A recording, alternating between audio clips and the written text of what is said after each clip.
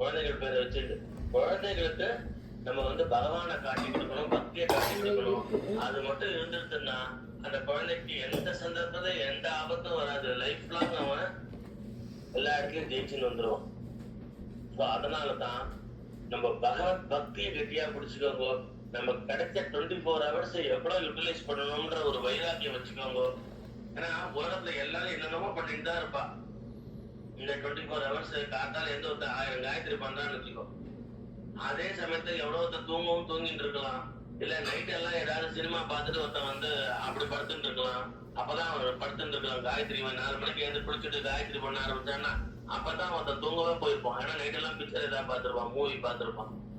அப்படி இருக்கும்போது அவன் பர்சனல் அந்த 24 hours தூங்கியே கழிக்கலாம், டிவி பார்த்து கழிக்கலாம், இல்ல ஜெபம் பண்ணி சத்தா யூஸ் பண்ணிக்கலாம், இல்ல பாடம் ஏதாவது படிச்சு நாலேஜ் பில்டப் பண்ணிக்கலாம். இந்த உலக நாலேஜ் அது தேவை தானே. சில பேருக்குலாம் 60 வயசுக்கு மேல கூட நான் சிஏ படிக்கிறேன், கம்ப்ளீட் பண்றேன்னு என்னோட ரிலேஷனே 60 வயசுக்கு மேல சிஏக்கு அப்ளை பண்ணி நிறைய வாட்டி போயிட்டு அப்புறம் திருப்பி ஆனா ஒரு இது பாஸ் பண்ணேன், ஒரு குரூப் பாஸ் பண்ணேன் அப்படி இப்படின்ட்டு அவர் முயற்சி பண்ணிட்டே இருக்காரு.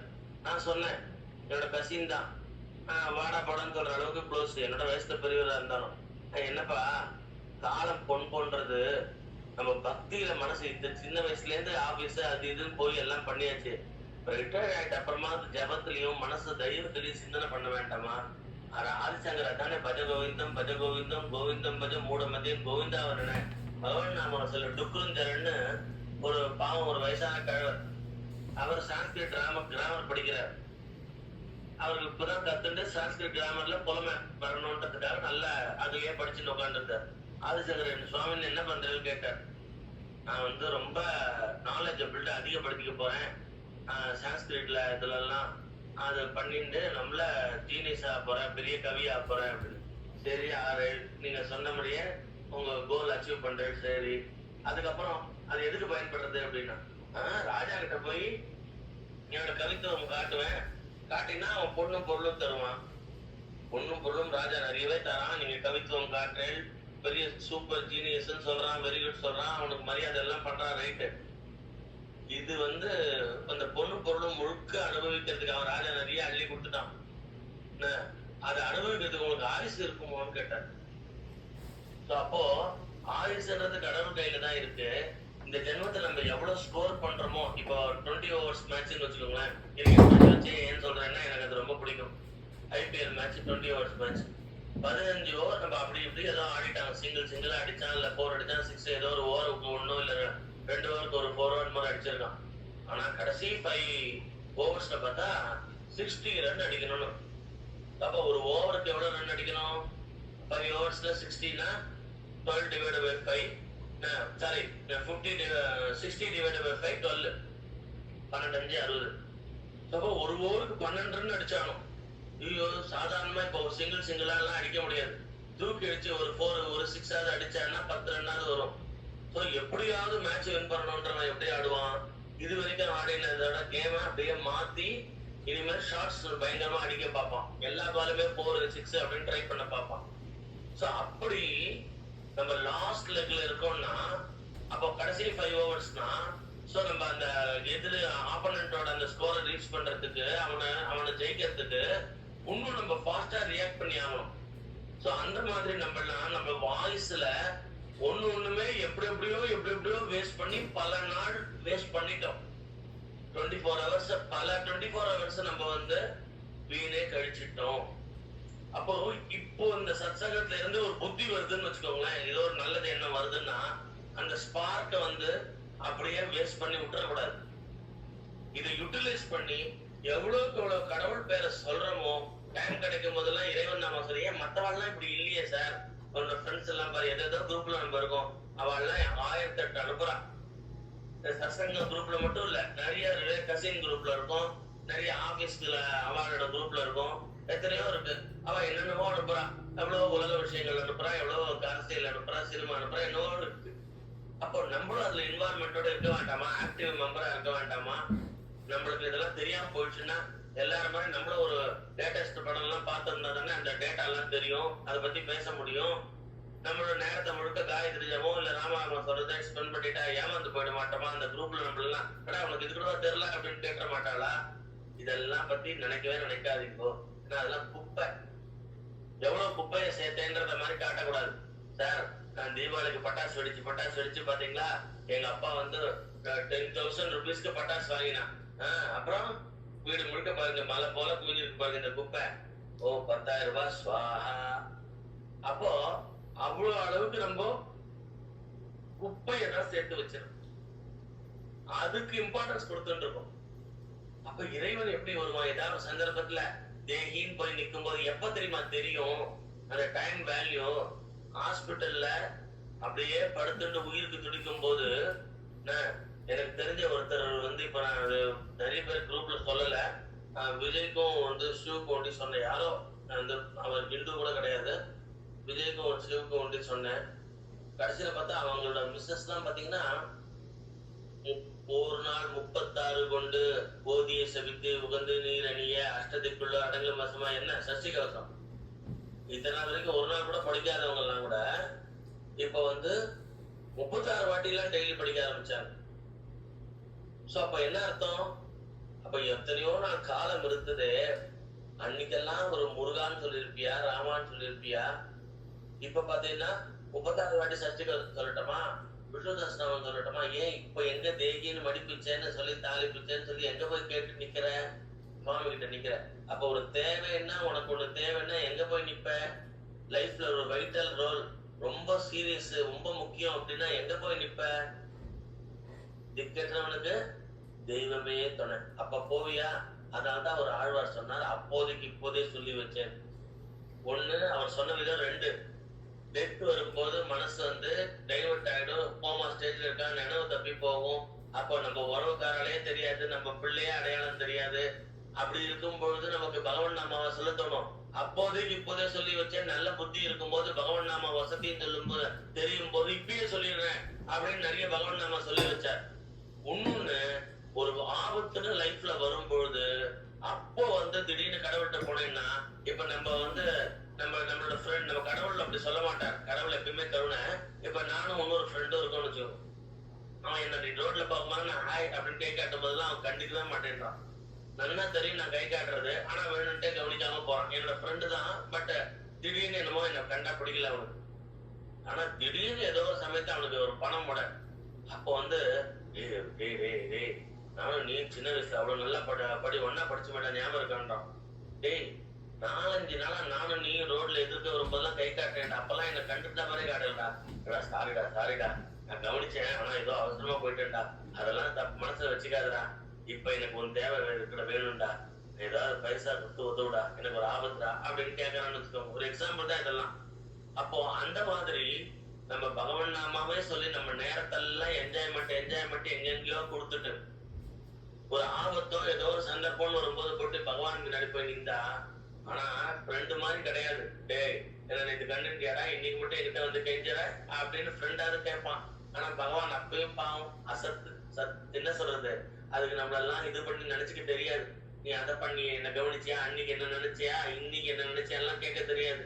இப்பயாவது குழந்தை வந்தியடான்னு ஒரு தாய் உள்ளத்தோட கருணை காட்டதான் பகவானுக்கு தெரியும். பகவானுக்கு தெரிஞ்சதெல்லாம் எப்படின்னா தண்டிக்க தெரியாது. நம்ம எல்லாம் நினைச்சிட்டு இருக்கோம் பகவான் தண்டிச்சுடுவான்னு. கண்ணை குத்திடும் சாமின்ற சில பேர்ல குழந்தைக்கு சொல்றாள, உண்மையிலே குத்தாது.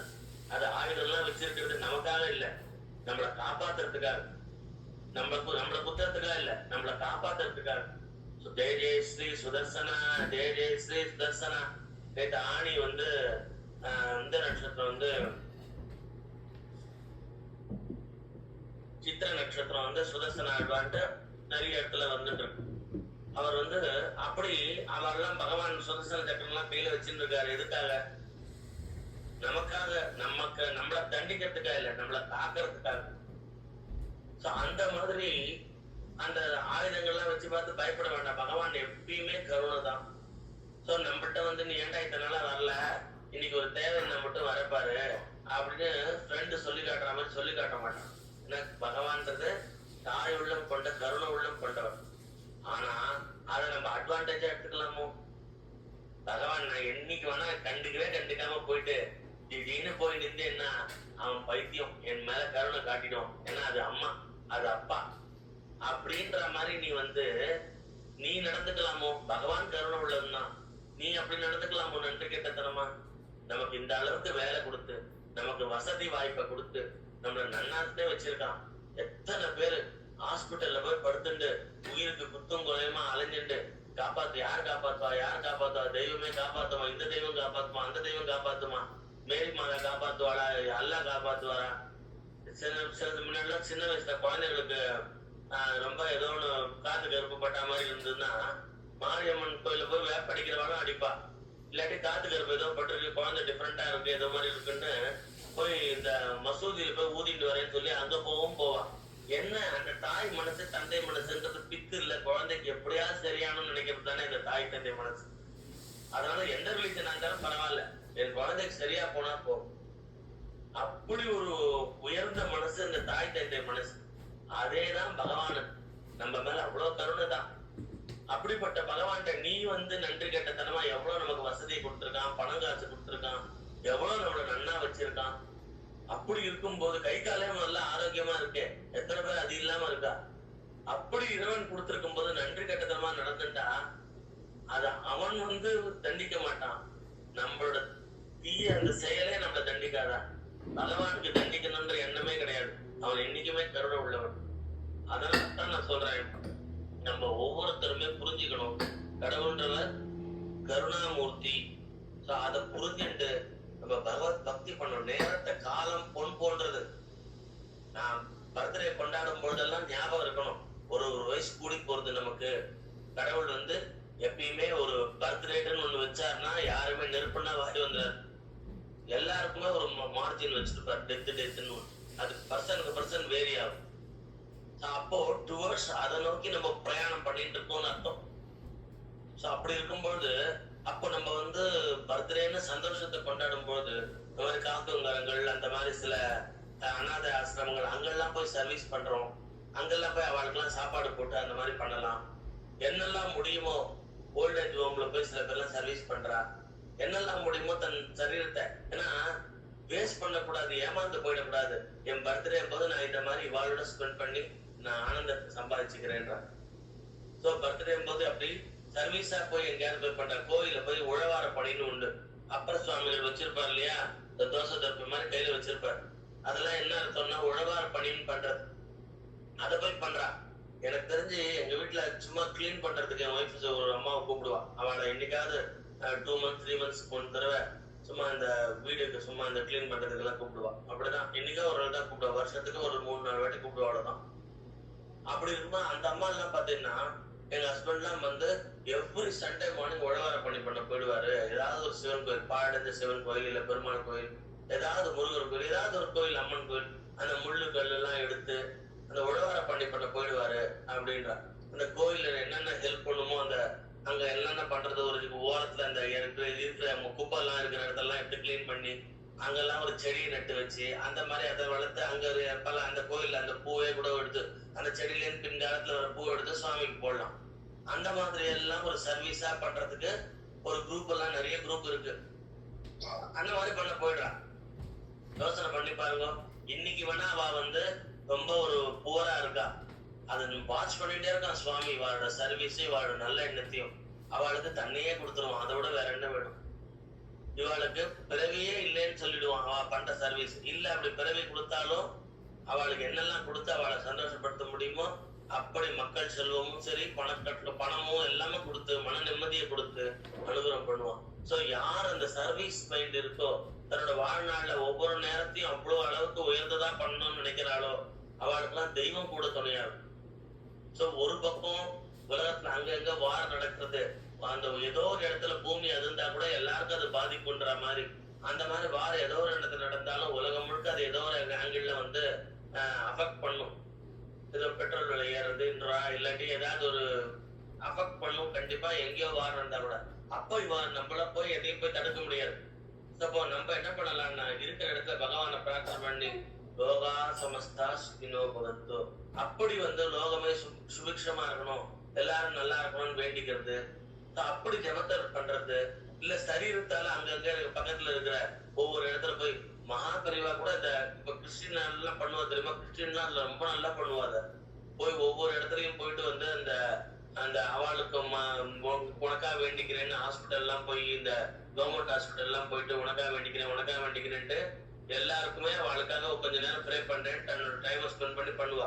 அந்த மாதிரி மகாபரிவா இருந்த காலத்தை விபூதி குங்குமம் கொண்டு போய் கொடுத்துட்டு வாங்க அப்படின்னு சொல்லி சில பேர் ரெகுலரா போனியா அப்படின்லாம் பெரியவா கேட்டிருக்கான். அந்த அவளுக்குலாம் ஒரு ஆறுதல், ஹாஸ்பிட்டல்ல ரொம்ப முடியாம படுத்துருக்கிறவளுக்குலாம் ஒரு ஆறுதல்.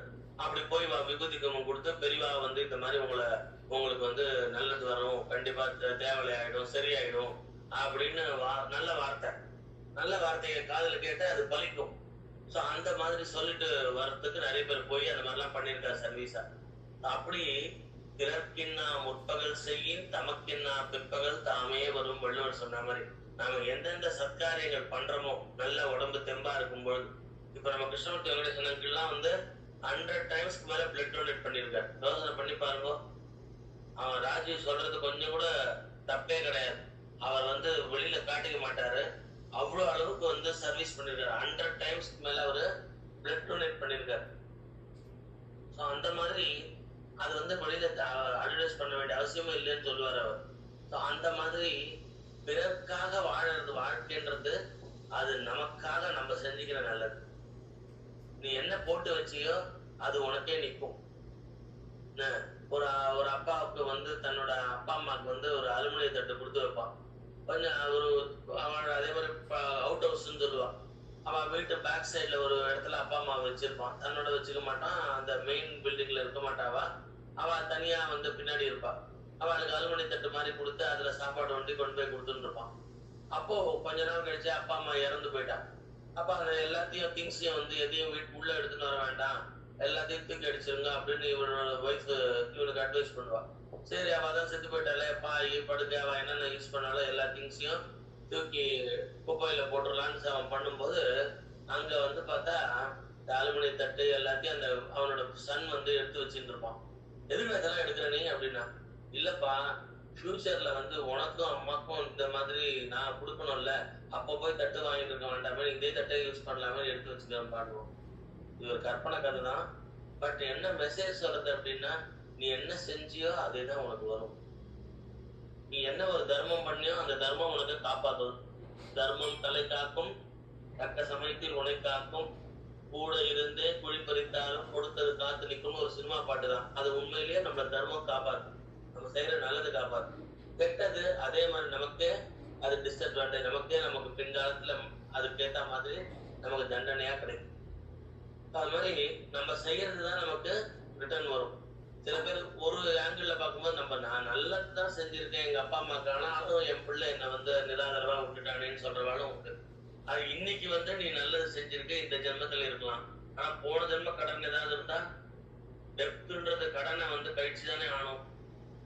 அதனால இந்த ஜென்மத்தில் சில பேர் அனுபவிக்கிறவா இருப்பான். அதனால இவா இந்த ஜென்மத்துல பரவாயில்ல நல்லவளா இருந்தாலும் அவ செஞ்ச கர்மான்றது ஒண்ணு வந்து சஞ்சிதம் ஆகாமி பிராரப்தம் இருக்கு. இந்த பிராரப்த கர்மா வந்து அவளை தாக்கும் போது அதை அவ மௌனமா இருந்து இறைவன் நம்ம சொல்லி இந்த ஜென்மத்தை ரொம்ப நல்லவா தானே, அதனால அதை அப்படியே பக்குவமா ஏத்துக்கணும். அது இறைவன் எதுவா இருந்தாலும் அவர் பார்த்து பண்ணிருப்பார் அப்படின்னு சொல்லி அதை பக்குவமா ஏத்துக்கணும். அது அவளுக்கு ஞானத்தை கொடுக்கும், மோட்சத்தை கொடுக்கும். சோ அந்த மாதிரி நம்ம எப்படிலாம் நடந்துக்கிறோம், என்னெல்லாம் பண்றோம், டைமை எப்படி கில் பண்றோம். இந்த வார்த்தை கரெக்டான வார்த்தை. டைமை நல்ல டைம் கிடைச்சு கொடுத்துருக்காரு கடவுள். அப்போ டைம் இல்லையேன்னு எத்தனை இடத்துல ஓடுன்னு ஓடுற நாள்லாம் உண்டு. சில நல்ல லீசரா இருக்கிற நாள் கிடைக்கிறது நிறைய. அதை எப்படி கில் பண்றோம் டைமை அப்படின்னா என்ன, சும்மா வம்பு அடிச்சுட்டு இருக்கிறது, சும்மா போனை நோண்டிட்டு உட்காந்து இருக்கிறது, அதாவது யூஸ்லெஸ்ஸான வேலை செஞ்சுட்டு இருக்கிறது. அப்படி இல்லாம இறைவன் நாம சொல்லி, பகவான் நாம சொல்லி, என்னை எப்படி நீ யூஸ் பண்ணிக்கிறியோ பண்ணிக்கோ சத்காரிய நல்ல விஷயத்துக்கு, அப்படி நம்ம வந்து டைமை யூட்டிலைஸ் பண்ணணும். ஸோ இது டைம் யூட்டிலைசேஷன் ரொம்ப முக்கியமானது. அது நமக்கு தான் நன்மைன்றதுனால, நமக்கு நன்மைன்னா அது இப்போ 1 word 100 மார்க்ஸ் வந்து கேள்வி கேட்டிருக்கா, 100ம் நமக்கு தெரியும்னே வச்சுக்கோங்களேன் ஆன்சரு. அப்படி இருக்கும்போது நம்ம வந்து ஒரு திமிரு தரமா வந்து வேணுன்ட்டே ஒரு 10 விட்டுட்டு எனக்கெல்லாம் 100 வாங்கவே இஷ்டம் இல்லை தெரியுமா அப்படியே 10 ஸ்கிப் பண்ணிட்டேன். 10 கேள்வி நான் எழுதவே இல்லை. எனக்கு ஆன்சர் தெரியும் அப்படின்னா யார் கொழுப்பு? நம்ம கொழுப்புக்கு அதுக்கேற்ற மார்க் தான் வரும். அப்போ தெரிஞ்சிருந்து ஆன்சரும் தெரிஞ்சிருந்து டைமும் இருந்திருந்து அந்த 100 கேள்விக்கு ஆன்சர் பண்ணி நம்ம வந்து அச்சீவ் பண்றது தான் கரெக்ட். அந்த மாதிரி நம்ம நேரம் கையில இருந்து எனக்கு தெரிஞ்சுதான் சார், சும்மா என்ன சார் எப்ப பாரு சாமி சாமின்னு சொல்லிட்டே உட்காந்துருப்பாங்களா? கொஞ்சம் ரிலாக்ஸ் பண்ணணும், அப்படி ஜாலியா இருந்துதான் இருக்கணும் அப்படின்னு இருந்தேன்னா இருந்துக்கோ. உனக்கு நீ என்ன செஞ்சோ அதுக்கு மார்க் உண்டு கண்டிப்பா. 80 மார்க்ஸ் அட்டன் பண்ணினா 80 மார்க்ஸ் கண்டிப்பா உண்டு. ஆனா 100 வராது. சோ அந்த மாதிரிதான். சோ நேரத்தை நல்லா பயன்படுத்தினேன்னா, நல்ல விஷயத்த பயன்படுத்தினா அதுக்கு உண்டான இறைவன் வந்து அந்த கேட்டகரியில வச்சிருப்பான். மகான்களோட கேட்டகரியில நம்மளும் வரலாம். எல்லா நாளும் நல்ல நாளா பகவான் நாம சொல்லி நல்ல விஷயங்களே சிந்தனை பண்ணிருந்தா இறைவனோட அருள், இறைவன் நம்மளோட பேசுவான். எத்தனையோ பேருக்கு அந்த மகா பரிவாரில இப்ப பாத்தீங்கன்னா அப்படியே அம்பாள் படி அனுப்பா அப்படின்னு அவர் சொன்ன ஒரு வார்த்தை எப்படி வந்து அதே மாதிரி பழிச்சது இல்லையா? அந்த மேனேஜர் கேட்டார், ஏதோ ஒரு இடத்துல ஒரு குக்கிராமம்னு சொல்லுவா இல்லையா, அந்த மாதிரி அந்த ஊர்ல எங்கேயோ முகாமிட்டு இருக்கா. அங்க பாத்தீங்கன்னா அந்த மடத்துல இருக்கவாளுக்கு சாப்பாட்டுக்கே கஷ்டம். அப்பெல்லாம் அப்படி இருக்கும்போது அங்கதானம் அது இது பண்ணணும்னு பெரிய லிஸ்ட் எல்லாம் கொடுக்குறா. அப்போ இவர் உடனே மேனேஜர் கேக்குறாரு, என்னத்த எங்க வந்து நம்ம உட்காந்து இதே நான் சொன்ன அந்த ஒரு சிட்டியில போய் ஒண்ணு உட்காந்து இருந்தோம்னா, கேம்ப் போட்டிருந்தோம்னா அப்படியே பணக்காரெல்லாம் வந்து கொட்டிருப்பா. அப்படி இல்லாம நீங்க பாட்டுக்கு இங்க வந்து உட்காந்துருக்கு. அப்படி உட்காண்டா என்னத்துக்கு இங்க மடத்துல இருக்கிறவாளுக்கே சாப்பாட்டுக்கு கிடையாது, நீங்க அன்னதானம் அது இதுன்னு எப்படி போடுறதுன்னா அம்பாள் படியால பாடினார் யாரு? மகாபரிவா. அப்படி இருக்கும்போது ஆமா ஆமா அம்மா அவள் வந்து அது படியில இருக்கிறது. அதாவது சாமி நம்பிக்கை இருக்கிறவாளுக்கே சில சமயம் கொஞ்சம் வந்து ஒரு ஆப்போனன்ட் மாதிரி பேசுவா. சில வெக்ஸா போயிட்டுனா சில இடத்துல பேசுவா. அது பார்த்துருப்பான் நிறைய பேர். அவனுக்கு ஏதோ ஒரு எதிர்பார்த்திருப்பா, அது நடக்கிறது இருக்காது. சாமி நம்பிக்கை உள்ளவாதான், தெய்வ பக்தி எல்லாம் பண்ணுவா, பூஜை எல்லாம் பண்ணுவா. ஆனா விதண்டாவாதமா ஏடாகமா பேசுவா. அந்த பக்குவ மன்றப்பதான் இல்லாதவாதான் சில சமயம் இப்படி அப்படியும் பிளக்சுவேட் ஆகும். அவளோட மனசு மேலே எங்கேயும் போயிட்டு வருவா. நல்ல பக்தியா இருக்கணும் சில சமயம் இருப்பா, சில சமயம் பார்த்தா நாஸ்திகன் மாதிரி இருப்பா. சோ அந்த மாதிரி பேசுற அப்ப பார்த்தா பெரியவா சிரிச்சுன்னு பேசாம விட்டார். ஜபத்துக்கு போயிட்டார் பெரியவா. பார்த்தா அன்னைக்கு நைட்டு ஏதோ ஒரு பக்கத்து கிராமத்துல இருந்து அந்த 8பட்டி கிராமம்னு சொல்லுவாள், அந்த மாதிரி 18பட்டி கிராமம்லாம் சொல்லுவாரு. சினிமால வந்து கேட்டுதான் இதெல்லாம் பழக்கம். அப்படி அக்கம் பக்கத்து அந்த கிராமத்துல இருந்தெல்லாம் ஜனங்க வந்து எல்லாரும் மாட்டு வண்டியை கட்டின்னு வந்து நைட்டு 12 மணிக்கு மேல இருட்டா இருந்தது. அப்ப அவள்லாம் அந்த லேந்தர் விளக்கெல்லாம் எடுத்துன்னு வந்திருக்கா. இந்த மாதிரி பெரியவா இங்க வந்திருக்கான்னு ஒண்ணு. அவள்லாம் அவ கிராமத்து வழக்கமா ஒன்னா சேர்ந்து எல்லாரும் வந்து அவ விளைச்சல் ஃபர்ஸ்ட் விளைச்சல் வந்து அவ ஊர் குலதெய்வத்துக்கு ஏதோ கொடுப்பாளாம். அவ கிராம தேவதைக்கு யாருக்கோ இது பண்ணுவா. இந்த வாட்டி பெரியவாளே இங்க வந்திருக்கான்னா அந்த சாமியே நேரம் வந்திருக்கு அப்படின்னு அவள்லாம் பெரியவாள அந்த இல்லிட்ரேட் கூட அவ்வளவு நம்புறா. இல்லிட்ரேட் கிட்ட தான் பக்தி ஜாஸ்தி நம்மளை விட. அவளுக்கு கிராம தேவதை யாருன்னா நம்ம எல்லாம் சாட்சாத் நம்ம மகா பெரியவான்னு புரிஞ்சுட்டு சோ இந்த வாட்டி எல்லாரும் ஒன்னா சேர்ந்து ஒரு யுனானிமஸா ஒரு டிசிஷன் எடுத்திருக்கா. நம்ம விளைச்சல் ஃபர்ஸ்ட் விளைச்சல குலதெய்வ கோயிலுக்கு கொடுப்போமே, அது இந்த வாட்டி காஞ்சி மடத்து இந்த பெரியவா இங்க கேம்ப் போட்டிருக்காளே அவளுக்கு கொண்டு போய் கொடுத்துடலாம் அப்படின்னு சொல்லி இவா எல்லாரும் வண்டி கட்டிட்டு மூட்டை மூட்டையா அரிசி பருப்பு அல்லது எடுத்துன்னு வந்திருக்கா. எடுத்துன்னு வந்ததோட மட்டும் இல்லாம அவ குலதெய்வத்துக்கு மறக்க அந்த படி வச்சிருப்பா. படி மூலியமா அளந்துதான் சுவாமி முன்னாடி கொட்டுவா. அந்த மாதிரி படியில அளந்து கொண்டு போய் பெரியவா முன்னாடி கொண்டு கொட்டியிருக்கா. மேனேஜரும் பார்த்துட்டே இருக்கார். அம்பாள் படி அளப்பா அப்படின்னு சொன்ன வார்த்தை சத்தியமாச்சு. படி அளப்பான்னு சொன்ன வார்த்தை சத்தியமாச்சு. படியிலேயே அளந்து அவ போட்டிருக்கா. அப்ப மகான்கள் வாக்க பகவான் அக்ஷரத்துக்கு அக்ஷரம் பெசகாம சத்தியம் பண்ணணும்னு நினைப்பாரா மாட்டாரா? புராணத்துல வந்து பிரகலாதன் வாக்கு அப்படிதான் பெருமாள் பண்ணார். பிரகலாதன் பெருமாள் எங்க இருக்கான்னு கேட்டா தூணிலும் இருக்கா துரும்பிலும் இருக்கான்னு குழந்தை சொல்லிடுது. அப்ப உடனே ஈச் அண்ட் எவ்ரி பிளேஸ்ல மகாவிஷ்ணு போய் உட்காண்டார். ஏன்னா குழந்தை வாக்கு சத்தியமா இருக்கணும். அப்ப இரண்யகசிபு எங்க வந்து எங்க இருக்கானா பகவான் கேட்டான்னா அங்க இருக்கணும், எந்த இடமா இருந்தாலும். ஏன்னா பிரகலாதன் சொல்லிட்டான் எல்லா இடத்துலயும் இருக்கான்னு. சோ எல்லா இடத்துலயும் நீக்க மாதிரி நிறைஞ்சு இருந்தான் பகவான். அப்ப மகான்கள் வாக்கு பலிக்கிறதுன்றது இதுதான். மகான்கள் வாக்க கடவுளுக்கு வந்து சத்தியம் பண்ணணும்னு அவர் வந்து பிரதிஜை பண்ணிட்டுருவார். இப்ப என் குழந்தை சொன்னா இல்லையா, என் பக்தன் சொன்னா இல்லையா, அதை பலிக்க வைக்கிறது என்னோட பொறுப்புன்னு ரெஸ்பான்சிபிலிட்டின்னு பகவான் பண்ணுவார். அவ்வளவு அளவுக்கு இறைவன் நாம சொன்ன மகாபெரிவாளை ஏன் கொண்டாடுறோம் அது சொல்லுங்களேன். அவர் சதா சர்வகாலம் அம்பாள் சிந்தனையிலே இருந்தார். தன்னோட நேரத்தை வேற எங்கேயுமே செலவழிக்கல. அப்படி 13 வயசு வரைக்கும் அவருக்கு ஏதோ ஒரு கான்வென்ட்ல படிச்சவர். அவருக்கு அவரே அவரோட ஸ்டேட்மெண்ட் என்னன்னா, எனக்கு ராமநாமத்தை தவிர வேற எதுவும் தெரியாது, பட்டாயம் ஓடுனார். அப்புறமும் இத்தனை சாஸ்திரங்கள், இத்தனை வேதங்கள் யாருக்குமே தெரியாததெல்லாம் கூட இவருக்கு எப்படி தெரிஞ்சது? எல்லாமே எப்படி தெரிஞ்சதுன்னா, அது அம்பாளோட கிருபை. அம்பாள்கிட்ட டோட்டலா தன்னை கொடுத்தார். இப்போ ஈஸியா சொல்லிட்டு போயிடலாம், அவர் பரமேஸ்வரோட அம்சம், அதனால அவருக்கு தெரிஞ்சதுன்னு. அந்த மாதிரி சொன்னா வச்சுக்கோ, அது ஈஸி இல்லை. அந்த மாதிரி கிடையாது. இவர் யாரு அப்படின்னா, அந்த அம்மாட்ட தன்னை முழுக்க கொடுத்த பக்தன். அம்மா உடனே தண்ணியை கொடுத்துட்டா இவர்கிட்ட. அதனாலதான் இவர் காமாட்சியின் அம்சம் சொல்றோம். இவர் அப்படியே தன்னை கொடுத்துட்டார். தன்னை கொடுத்துட்டா என்ன, அம்மா என்ன பண்ணுவா? இப்படி சரணாகதி அடைஞ்சவட்ட தான் தன்னை கொடுத்துட்டா.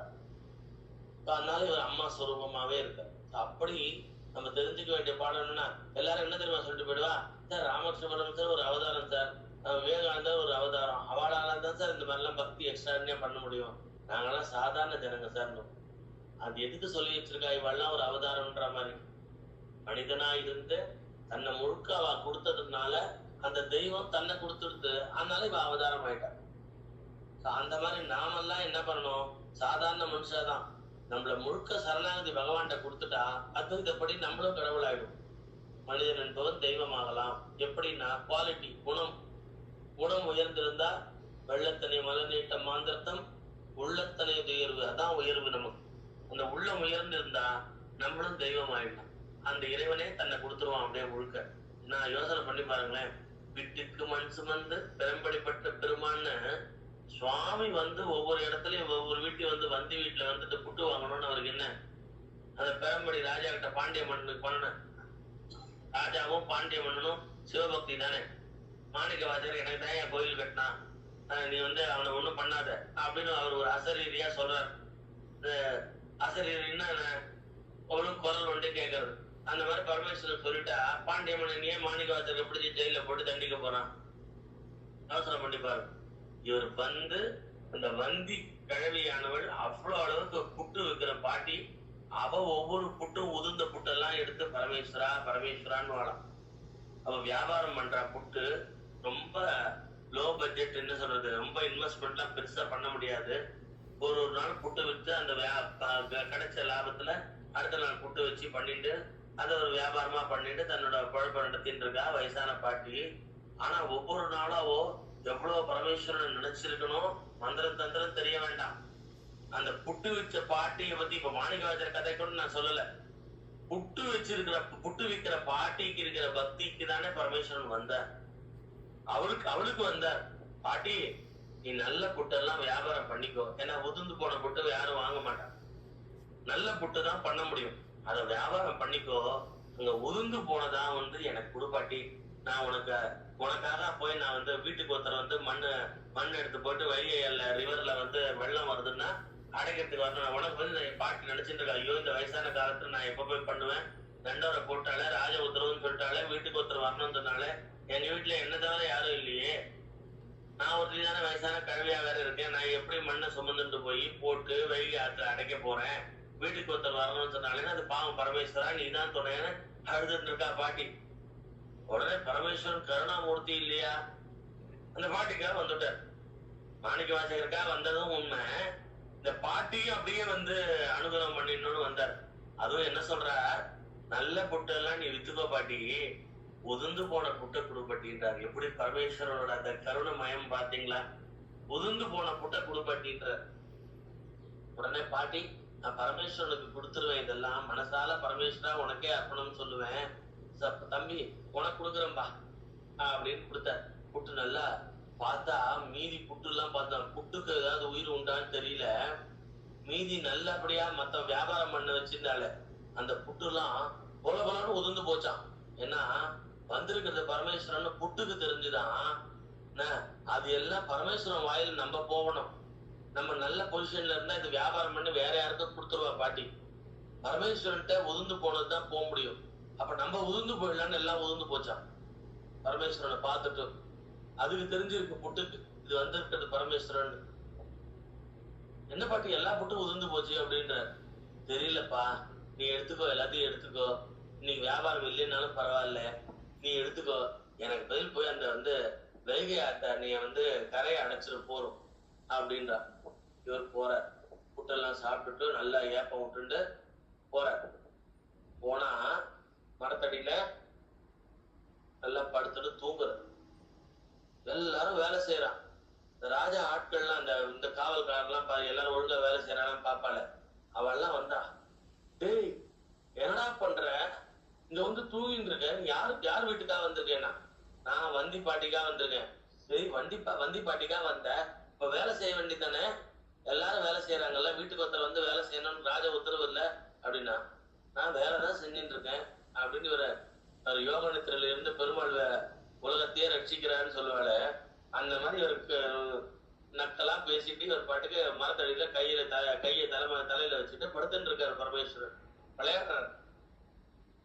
இவன் பார்த்தான், டேய் ஏந்துடுறா, ராஜா வந்துட்டு இருக்காருடா, நல்லா அடி வாங்குடா அப்படின்றான் காவலாளிலாம். ராஜாவாது பூஜாவாது எவன் வேணா வரட்டமேன்ற. இவனுக்கு அடப்பாவி, இவனுக்கு நேரம் சரியில்லை. ராஜா கிட்டக்க வந்துட்டாரு. காவலாளி நகுந்துட்டான். என்னப்பா, யார் என்னன்னா? இல்ல, இந்த தம்பி இந்த வந்தி கழுவிக்காக வந்திருக்கு, வேலை செய்யாம இது பாட்டுக்கு படுத்து தூங்கிட்டு இருக்கு, நல்லா சாப்பிட்டு இருக்கான் போல இருக்கு, வயிற பாருங்க, வயிறு ரொம்ப என்னப்பா அந்த பாட்டி புட்டு விற்கிற பாட்டி தானே, புட்டு கொடுத்தது போல இருக்கு, நல்லா சாப்பிட்டு இங்க படுத்துன்னு இருக்கான். வேலை செய்யறான்னா ராஜாவாது பூஜாவாதுன்றான், வேலை செய்ய மாட்டேங்கிறான் அப்படின்னு. ராஜாக்கு கோவம் வந்து, ஏய் எழுந்து போய் வேலை செய் அப்படின்னா. பயப்படுற மாதிரி எழுந்துட்டார். எழுந்து போய் யாரோ ஒருத்தர் நல்லபடியா வேலை செஞ்சுட்டு இருந்தாரு, அந்த கரையை உடைச்சு விட்டார். திருப்பி தண்ணி நான் உள்ள வரான்னு. அவன்ல, டேய் நான் ஒழுங்காதான்டா அடைச்சிருந்தேன், நீ ஏன்டா ஏராவணம் பண்ணி விட்டேன்னு அவன் கத்துறான். ஏன்னா அவன் பாவம் கரையை அடைச்சிட்டு இருக்கான் பாவம். யாரும் இவர் வந்ததே விளையாடுறதுக்கு தானே வந்திருக்காரு, அதை வேணும்ட்டு அடிச்சு விட்டார். ராஜா பார்த்துட்டு கோவம் வந்துடுத்து. ஒரு பெரம்பு எடுத்து சுடீர்னு அடிச்சான் முதுகுல. அடிச்ச அடி யார் மேலெல்லாம் விழுந்தது? அங்க இருக்கிற அத்தனை பேர் மேலே விழுந்தது. ராஜா முதுகுலயும் அடி. அப்பதான் ராஜா, ஐயோ யார் இது, நான் இவன அடிச்சேன், எல்லார் உள்ளியும் நீக்கமர நிறைஞ்சிருக்கிற சாக்ஷாத் எல்லாருக்கும் பிதாவான பரமேஸ்வரன், ஜெகதப்பிதரோ வந்தே பார்வதி பரமேஸ்வரோ. அவர் அடிச்சது அத்தனை பேர் முதுகிலும் விழ, ராஜா முதுகிலும் விழ. அப்பதான் ராஜா புரிஞ்சுட்டான், வந்தது ஈஸ்வரன் அப்படின்னு புரிஞ்சுட்டான். நான் மன்னிப்பு கேட்டுக்கிறேன் பரமேஸ்வரான்னா. மாணிக்க வாச்சகருக்காக நிறைய பரியாக்குற மாதிரி எல்லா நரியும் கொண்டு இப்ப குதிரை ஆக்கி கொண்டு வந்தது நான் தான். அவரை திருப்பி நீ ஜெயில போட்டு ஹிம்சை பண்ணிட்டு இருக்க, அதுக்காக தான் வந்தேன். வந்ததுக்கு அந்த பாட்டி என் மேல ரொம்ப பக்தி உள்ளவோ, அவளுக்கும் அனுகிரகம் பண்ணி புட்டு அவ கையிலா வாங்கி சாப்பிட்டேன். இப்ப உனக்கும் அனுகிரகம் பண்ணதான் வந்தேன் அப்படின்னா. ராஜா மேலேயும் பக்தி, கடவுளுக்கு பிரியம் உண்டு. அவர் ராஜாவும் சிவபக்தன் தான், பாண்டிய மன்னன். உடனே மாணிக்க வாச்சகர் விடுன்னு சொன்ன உடனே விடுதலை பண்ணி விட்டேன். சோ அப்போ அந்த மாதிரி விட்டுக்கு மனசு பெரும்படிப்பட்ட பெருமான் அவர். சோ தலையில பாண்டெல்லாம் வச்சு மண்ணை சுமந்துருக்கான் பாவம் கரை அடைக்கிறதுக்கு. ஆனா வேலை ஒழுங்கா செஞ்சானா செய்யல, ஏன்னா வந்ததே விளையாட்டு காட்டுறதுக்கு தானே. சோ அந்த மாதிரி பரமேஸ்வரன் கருணாமூர்த்தி, பக்தவத்சரன் ஓடி அனுகிரகம் பண்றான். இப்படித்தான் நம்ம தெரிஞ்சுக்கணும் பக்தினா என்ன, நம்ம எப்படி இருந்தா இறைவன் ஓடி வருவான். இறைவன் ஓடி வராம நம்ம வேலை ஏதாவது பண்ணிருக்குமா? காரைக்கால் அம்மையாருக்கு முதல்ல அன்னைக்கு மாங்கனி விஷயம் நடக்க போகுது. இப்ப வர 10th அந்த ஜூலை 10th அன்னைக்கு மாங்கனி திருவிழா. காரைக்கால் அம்மையாருக்கு மாங்கனி சுவாமி கொடுத்தாரு இல்லையா, மிரக்கல் பண்ணார் இல்லையா, அந்த கதையை ஞாபகப்படுத்துறதுக்கு இப்போ பாண்டிச்சேரியில காரைக்கால்லாம் இந்த மாங்கனி உற்சவம் பண்ணுவார். அப்படியே ரோட்ல பால்கனில இருந்தெல்லாம் எல்லாரும் மாம்பழத்தை மாங்கனி தூக்கி அடிப்பா. பரமேஸ்வரன் கொடுத்த மாங்கனின்னு அதை தூக்கி போட்டு விளையாடுவா. ஸோ ஃபாரின்ல கூட சேர் திருவிழா மாதிரி சேர தூக்கி போட்டு விளையாடுவாங்க. அந்த மாதிரி அந்த காரைக்கால் மேல ஞாபகம் வச்சுக்கிற நாள் பௌர்ணமியா இருக்கு. காரைக்கால் மேல ஞாபகம் வச்சுக்கிற நாள் மாங்கனி திருவிழா ஜூலை 10th இப்ப வரப்போகுது. அந்த மாதிரி அந்த மாங்கனி கொடுக்கறதுக்கு முன்னாடி காத்தால வந்து அவ வீட்டுல சாப்பிட்டு போயிட்டாரு. ஒரு அடியாராக சிவன் அடியார் மாதிரி வந்து பரமேஸ்வரன் அப்பயே வந்தாச்சு அவ வீட்டுக்கு. அப்பதான் மாங்கனி மிரட்டெல்லாம் நடக்குது. சோ பரமேஸ்வரன் தேடி வர பக்தருக்கு. அதே மாதிரி திருக்குறிப்பு தொண்ட நாயனார் அவர் பாத்தீங்கன்னா துணி துவைக்கிற வண்ணா, அது ராஜீவ் கதையெல்லாம் கூட சொன்னாங்க. அந்த வண்ணான தேடி யாரு வந்தது அப்படின்னா பரமேஸ்வரன் தானே வந்தார். ஒரு சன்னியாசி மாதிரி வந்து துணியை கொடுத்துட்டு போய் இது பத்திரமா பாதுகாத்துக்குன்னு சொல்லி எல்லா லீலையும் பண்ணிட்டு கடைசியில புயல் வர மழை வந்துச்சு, அந்த துணி கிழி வர மாதிரி ஆகி என் துணியை கிழிச்சிட்டேன்னு சொல்ல அந்த மாதிரி வெளியில பண்ணி அந்த பக்தரை தேடி வந்தது யாரு? பகவான். பிள்ளை வாழ் அந்த நிறுத்தம் அடியாருக்கும் அடியேன்னு சொல்றோம். திருநீல கண்ட புயவனாருக்கு அடியார்கள் அடியேன்னு சொல்றோம். திருநீல கண்ட புயவனார்ட்ட ஒரு ஓடு கொடுத்துட்டு போய் இது வந்து ரொம்ப மந்திர ஓடு, வெளியூர் இமயமலை வரைக்கும் போயிட்டு வரேன், பத்திரமா வச்சுக்கோன்னு சொல்லி வந்து அந்த ஓட பத்திரமா ஏதோ ஒரு ட்ரங்க் பொட்டியில பூட்டி, அந்த காலத்துல ட்ரங்க் பொட்டியில போட்டு பூட்டி வச்சிருக்கா.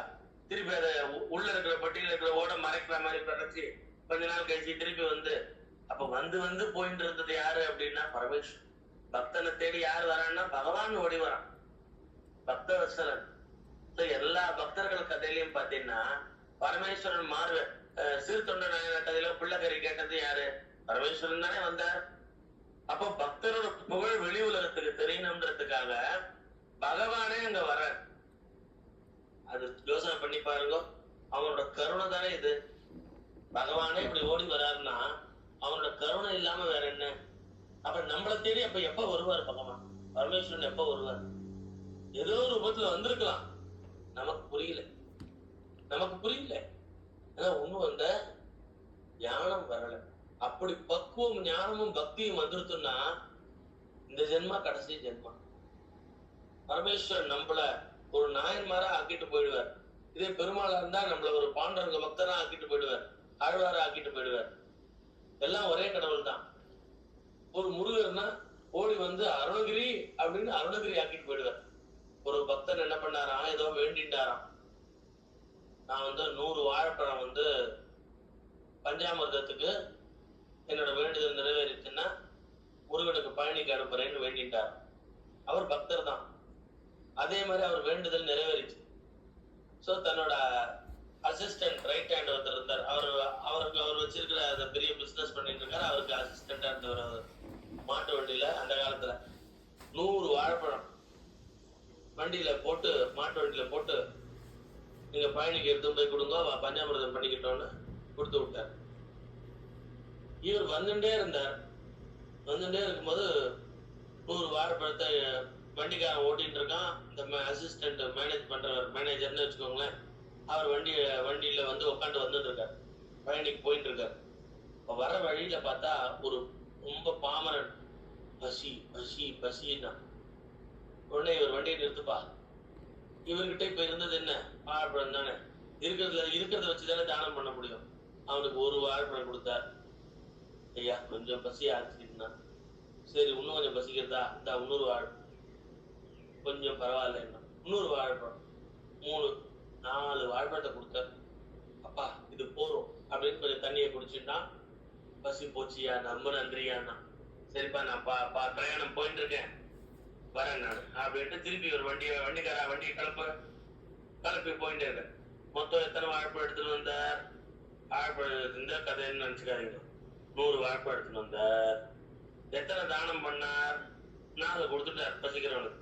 மீதி இப்ப பஞ்சாமிர்தத்துக்கு எத்தனை வாழைப்பழம் போயிட்டு இருக்கு? 96 வாழைப்பழம் போயிட்டு இருக்கு. அப்போ மறுநாள் இவர் கொண்டு போய் சேர்த்துட்டார், பயணிக்கு சேர்த்துட்டார். மறுநாள் வந்து முருகன் வந்து இந்த பக்தர் கனவுல வந்தான். உன் மேனேஜர் 4 வாழைப்பழம் கொண்டு வந்து கொடுத்தா நான் ஏத்துட்டேன். முருகனுக்கு தேவையா இந்த விளையாட்டு? பகீர்னு ஏந்து உட்காந்துட்டாரு அந்த முதலாளி. நான் 100 வாழைப்பழம் கொடுத்து அனுப்பிச்சேன், முருகனே கனவுல வந்து சொல்றான் 4 வாழைப்பழம் ஏத்துட்டேன்னு. அப்போ இந்த மேனேஜர் வந்து என்னமோ பண்ணிருக்காரு, வாழைப்பழத்தெல்லாம் போய் நம்மகிட்ட மெசேஜ் சொல்றாரு, பழனிக்கு போயிட்டு வந்தா எல்லாத்தையும் ஹேண்ட் ஓவர் பண்ணிட்ட பஞ்சாமிர்தத்துக்குன்னு சொல்றாரு. அத்தனையும் போய் எங்கேயோ பாதியில வித்துட்டு வந்திருக்காரு. ஏன்னா பகவானே கனவுல வந்து 4 வாழைப்பழம் தான் 4 வாழைப்பழம் ஏத்துட்டேன்றார். உடனே மேனேஜர் கோவமா கூப்பிடுறார், கூப்பிட்டு அனுப்புறாரு. ஏன்னா வெடிகாத்தால இல்லையா, அவர் வீட்டுக்கு போயிருப்பாரு இல்லையா, ஆளை விட்டு கூப்பிட்டு அனுப்புறாரு. ஐயோ முதலாளி கூப்பிடுறாங்க, அர்ஜென்டா வாங்கன்னு. மேனேஜரும் ஐயோ என்ன விஷயம் ஏதாச்சுன்னு தெரியலையேன்னு ஓடி வர. ஏன்னா ரொம்ப வருஷமா பழக்கம் முதலாளியோட. மேனேஜர் ரொம்ப விசுவாசமானவர். முதலாளி கூப்பிடுறாருன்னா ஓடி வந்துட்டார். என்ன மேனேஜர், எத்தனை வருஷம் பழக்கம் நமக்குள்ள, உண்மை இந்த மாதிரி நான் எதிர்பார்க்கலையே, நியாயம் தவறி நடப்பேன்னு எதிர்பார்க்கலையே.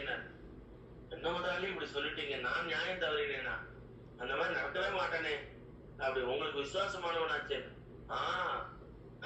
முருகனே சொல்லிட்டான். முருகன் சொன்னாரா? எப்போ அப்படின்னா கனவுல வந்தான். கனவுல வந்தாரா? ஆஹா, நீங்க பாக்கியசாலி முதலாளி. பஞ்சாமிரத்துக்கு பணம் எல்லாம் கொடுத்து விட்டேலே, பாக்கியசாலி, அதான் கனவுல வந்திருக்கான். அதை விடு, உண்மை கணக்க சொல்லு. 4 வாழைப்பழம் நான் வந்து சேர்ந்தது நான் ஏத்துட்டேன்னு முருகன் சொன்னானே அப்படின்ற முதலாளி. ஓ அதுவா முதலாளி அப்படின்னு ஒரு கேஷுவல், என்னமோ ஏதோ நான் பயந்துட்டேன் அப்படின்னா. என்னையா முருகன் கனவுல வந்து 4 வாழைப்பழம் தான் வந்ததுன்னு சொல்றான், நான் 100 கொடுத்து அனுப்பிச்சேன், நீ என்னமோ அசால்ட்டா ஆன்சர் பண்ற, இப்போ பயமே இல்லாம திருட்டு போயல அப்படின்ற. முதலாளி அது என்ன தெரியுமா, முருகன் சொல்லியிருக்கான் அப்படின்னு நடந்தது முழுக்க சொல்றேன். உடனே கண்ணில் அப்படியே அழுக வந்துருந்தான். ஏழை பங்காளா, ஏழைக்கு போய் சேர்றது முருகனுக்கு போய் சேர்ந்ததுன்னு சொன்னானே. ஒரு பசின்னு தவிச்சவனுக்கு நீ கொடுத்த 4 இது வந்து முருகனுக்கு வந்து சேர்ந்ததுன்னு சொன்னானே. அப்போ என்ன முருகன் சொல்றான் நமக்கு இது மூலியமா, நம்ம காசு பணம் எல்லாம் எதுவும் நம்ம கூட வராது, நீ பண்ற தான தர்மங்கள் ஒண்டிதான் கூட வரும். அதுதான் இறைவனுக்கு போய் சேரும். பிறர்க்கின்னா முற்பகல் செய்யின் நமக்கின்னா பிற்பகல் தாமே புண்ணியமா வரும். அதுதான் நம்ம தெரிஞ்சுக்க வேண்டியது. முருகா முருகா முருகா, மேனேஜர் நீங்க அந்த ஏழைக்கு கொடுத்த 4 பழத்தை முருகனுக்கே வந்து சேர்ந்ததுன்ற. நான் மீதி கொடுத்த 96 பழமும் முருகன் ஏத்துட்டதா சொல்லல. அதோட அர்த்தம் என்ன அப்படின்னா, நம்ம பணம் பணம் பணம்னு ஏதோ வியாபாரம் பண்ணி சேர்த்துட்டே இருக்குமே, அத்தனை பணத்தை தான தர்மங்கள் ஏழை எளியவர்களுக்கு கொடுக்கணும், பிறருக்காக வாழணும். அதுதான் நம்ம வாழ்க்கையில அர்த்தமுள்ள வாழ்க்கை அப்படின்றத முருகன் கனவுல வந்து புரிய வச்சுட்டான். மேனேஜர் உன்ன மாதிரி தங்கமான ஆசாமி கிடைச்சு நான் புண்ணியம் பண்ணிருக்கணும் அப்படின்னு சொல்லி, வா இந்த காசு பணம் எல்லாம் என்னோட பேரனுக்கு என்னோட கொள்ளு பேரனுக்குன்னு சேர்த்து வச்சிருக்கனே, அத்தனையும் இப்ப ஏழை எளியவருக்கு தான தர்மம் பண்ணலாம். அதுதான் கூட வரும்.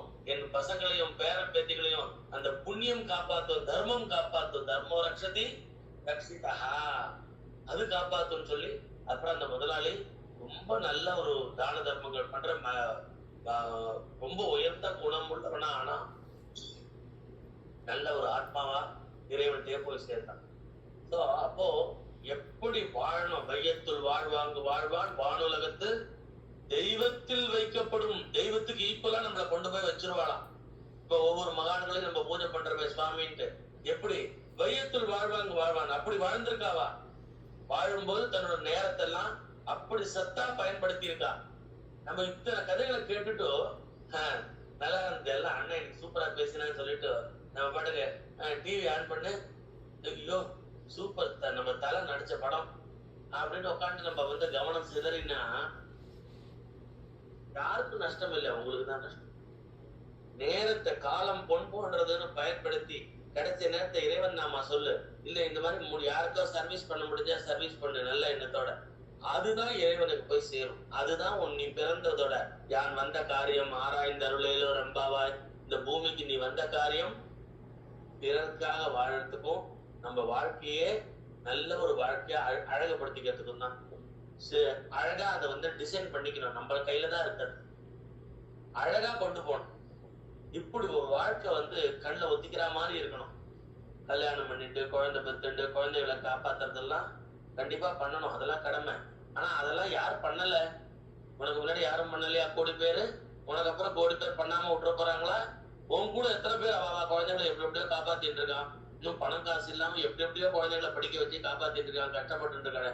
ஓடி போய் காத்தால 6 மணிக்கு நான் ஆவடிக்கு போகணும்ட்டு நேர ட்ரெயின் விஸ்வாமலத்துல இருந்து எனக்கு தெரிஞ்ச ஒருத்தர் வந்து 6 மணிக்கு ட்ரெயின் பிடிப்பாரு. இங்க ஒரு ட்ரெயின், இங்கேருந்து ஒரு ட்ரெயினை பிடிச்சி பார்க் ஸ்டேஷன் வரைக்கும் போய் அங்கேருந்து வேற சென்ட்ரல் ஸ்டேஷனுக்கு நடந்து போய் சென்ட்ரல் ஸ்டேஷன்ல இருந்து ஆவடிக்கு ஒரு ட்ரெயினை பிடிப்பார். அப்போ எப்போ அவர் சீக்கிரம் எழுந்து அவரோட மார்னிங் டியூட்டிஸ்லாம் ரிச்சுவல்ஸ் அது இதுன்னு அவர் பண்றதெல்லாம் பண்ணி முடிச்சுட்டு 6 மணிக்கு ட்ரெயினை பிடிக்க ஓடிடணும். ஏர்லி மார்னிங் 6 மணிக்கு. ஒரு நாளை போல எத்தனை வருஷம் சர்வீஸோ அத்தனை வருஷமும் இப்படி பண்ணினார். யோசனை பண்ணிப்பாரு. குழந்தை குட்டியை காப்பாத்துறதுக்காக ஓடுன்னு ஓடி அங்க வேலையும் ரொம்ப முடிச்சு ராத்திரி ஈவினிங் படுக்க வருது.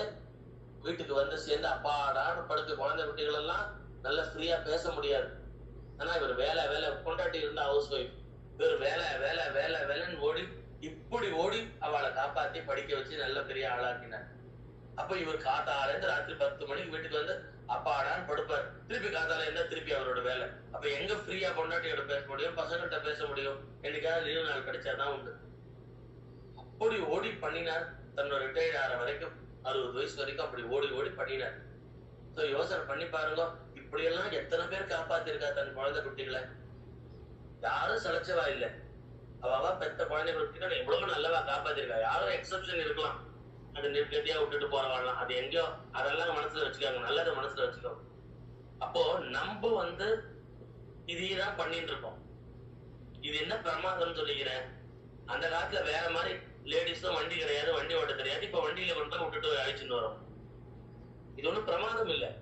அதே வேலையை வேற மாதிரி ஆங்கிள் பண்றோம். காலத்துக்கு ஏத்த மாதிரி லேடிஸும் டர்ன்னு பைக் விடுறா, கொண்டு போய் விட்டுட்டு அழிச்சுட்டு வரா. அந்த மாதிரி இதையே பண்ணிட்டு இருக்கிறதா உன் வாழ்க்கையா. இப்படிதான் பிறப்பா. அதெல்லாம் பண்ணு, அதெல்லாம் பண்ணாத வேணான்னு சொல்லல. நான் உன் மனசு முழுக்க இறைவன்ட்டு இருக்கணும். எந்த வேலை செஞ்சுட்டு ட்ரை பண்ணிட்டு இருக்கும்போதோ ராம ராம ராம ராம ராம ராம ராம ராம் ராம ராம ராம ராம ராம ராம ராம ராம் அப்படி ஒரு செம்மப்படுத்திக்கணும் வாழ்க்கை. அப்படி ஒரு டியூன் பண்ணிக்கணும், ஃபைன் டியூன் பண்ணிக்கணும். நம்ம கையில தான் இருக்கு நேரம். அதை யூஸ் பண்ணிண்டா நீ புத்திசாலி, இல்லாட்டி நீ முட்டாள். அவ்வளவுதான். திருப்பி பிறப்பு பல புனரபிமானம் வந்துட்டே இருக்கும். நான் என்ன தப்பு பண்ணேன்னு தெரியலையே, சின்ன வயசுல என்ன பண்ணேன்னு தெரியலையே, முன் ஜென்மத்துல என்ன பண்ணேன்னு தெரியலையே, எனக்கு இந்த கஷ்டம் வந்தது அந்த கஷ்டம் வந்தது சொல்லிட்டு இந்த மாதிரி சம்சார சாகரம் துக்கம் தஸ்மா ஜாக்கிரதை அதுலயே ஓடிட்டு தெரிஞ்சுட்டு இறைவன் கிடைக்கணும். இந்த ஜென்மா கடைசி ஜென்மா இல்ல, எத்தனை ஜென்மா வேணா இருக்கட்டும், ஆனா இறைவன் கூட இருக்கணும். நான் ஜெயிச்சு காட்டிடுவேன். துரோணர் இருந்தாலும் சரி, பீஷ்மர் இருந்தாலும் சரி, யார் இருந்தாலும் சரி ஜெயிச்சு காட்டிடுவேன். கூட கடவுள் இருந்தா. அர்ஜுனன் அப்படிதானே, பகவான் பக்கத்துல இருந்தான், எல்லாரையும் ஜெயிச்சுட்டான் அர்ஜுனன். அந்த மாதிரி நம்ம எத்தனை பிறவி கிடைச்சாலும் நம்ம ஜெயிச்சு காட்டலாம். திருப்பி பூமியில பிறக்கிறதுக்கு நம்ம கஷ்டப்பட்டுக்கவே வேண்டாம். அம்பாள் கூட இருந்தா போருமே, அது ஒண்டி வரமா இருந்தா போரும். அது இருந்துட்டுதுன்னா நம்ம எத்தனை பிறவி வேணா, கலியுகம் என்ன மாதிரி வேணா மாறி போட்டோம், நம்ம கவலை இல்லை. அம்பாள் கூட இருந்தா போரும், நம்ம ஜெயிச்சு காட்டலாம். அந்த மாதிரி தெய்வம் கூட எப்ப இருக்கும் அப்படின்னா, உன் வாழ்க்கை அந்த அளவுக்கு புனித வாழ்க்கையா நீ மாத்திக்கணும். திருப்பி நம்ம 70 வயசு ஆனாலும் ஷார்ட்ஸ் போட்டா நான் எங்க ஃபீல் பண்றேன்னு மட்டும் போறாது. மனசு எங்க இருந்துட்டு போட்டோம், தப்பு இல்ல. உடம்பு ஆரோக்கியமா வச்சுக்கோங்க, தப்பு இல்ல. பகவான் நாம சொல்லணும். பகவான் கூட இருக்கிற அளவுக்கு நம்மளை கொண்டு வந்துக்கணும், பகவான் பக்தி பண்ணணும். அதனால அப்படி உங்க ஒத்தத்துறையும் நம்ம ஃபைன் டியூன் பண்ணிக்கோங்க.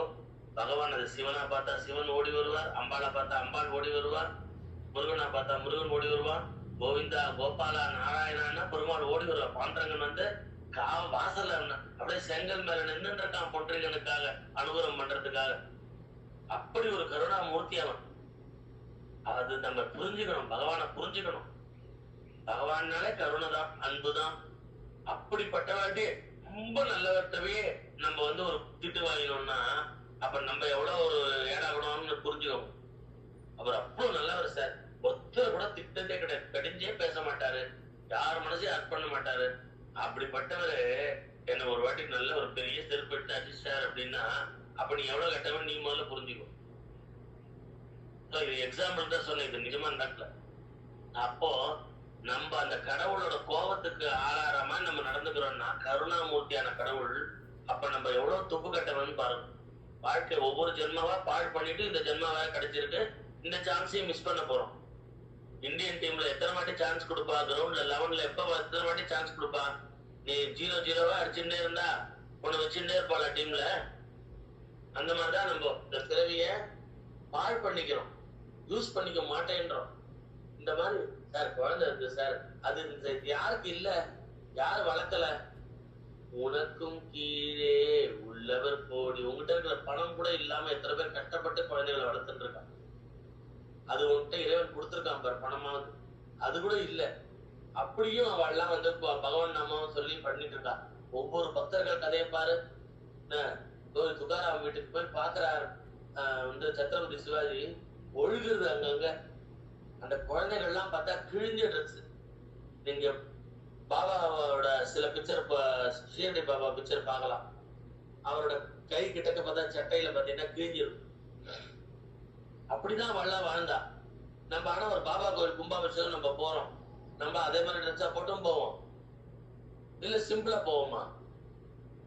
10 விரல் மோதிரம் எத்தனை பிரகாசம் அது அப்படின்ற மாதிரி என்னென்ன நகை இருக்கோ அத்தனை போட்டுட்டு, நாங்க கும்பாபிஷேகத்தை நாங்களும் டொனேட் பண்ணிருக்கோம், சீஃப் கெஸ்டா எங்களை கூப்பிட்டுருக்கா அப்படின்னு வந்து பட்டு ட்ரெஸ் கட்டிட்டு அப்படி வந்து எல்லாரும் முன்னாடி நின்றுட்டு இருக்கோம். நான் அதெல்லாம் அவ பர்சனல், இது நான் குறை சொல்றது தப்பு தான், அப்படி குறை சொல்லல. என்னை பொறுத்த வரைக்கும் பக்தி வேணும். ஸோ மற்றது எல்லாமே ட்ரெஸ் கோடு இந்த நகை போட்டுக்கிறதுலாம் அவ பர்சனல். ஸோ இதனால யாரும் மனசு கஷ்டப்படாதீங்க, அது அவ பர்சனல். எனக்கு வேண்டியது பக்தி, அவ்வளவுதான். அது இருந்திருக்குன்னா மீதி நீ எப்படி இருந்தாலும் உன்னோட பர்சனல், அது ஒன்றும் தப்பில்லை. ஸோ பக்தி வேணும், தெய்வ சிந்தனை வேணும், மனசு அங்க காதலாகி கசித்து கண்ணீர் மல்கணும். பக்தி பண்ணதான் கோயிலுக்கு போறோம், இறை சிந்தனை இருக்கிறதுக்கு தான் கோயிலுக்கு போறோம். அப்படி ஒரு தவிப்பு இருக்கணும் பகவான் பேர், அதுதான் முக்கியமே தவிர மீதி நீ ட்ரெஸ் கோடு எதுவா இருந்தாலும் பரவாயில்ல. அந்த கோயில் பர்மிட் பண்ணான்னா நீ லுங்கியோட கூட போய்க்கும். அந்த கோயில் எப்படி பர்மிட் பண்ணுவாலும் தெரியல, அந்த மாதிரி ட்ரெஸ் கோடு யூஸ் பண்ணி எப்படி வேணா போய்க்கும், அதை பத்தி கவலை இருக்கும். பக்தி தான் முக்கியம், நல்ல எண்ணங்கள் தான் முக்கியம். அதனால தெய்வத்தை பிடிச்சி இழுக்கிற அளவுக்கு உன்கிட்ட கெப்பாசிட்டி இருக்கு. ஒன்னும் இல்ல, நம்ம குழந்தை நாம யோசனை பண்ணி பாருங்க.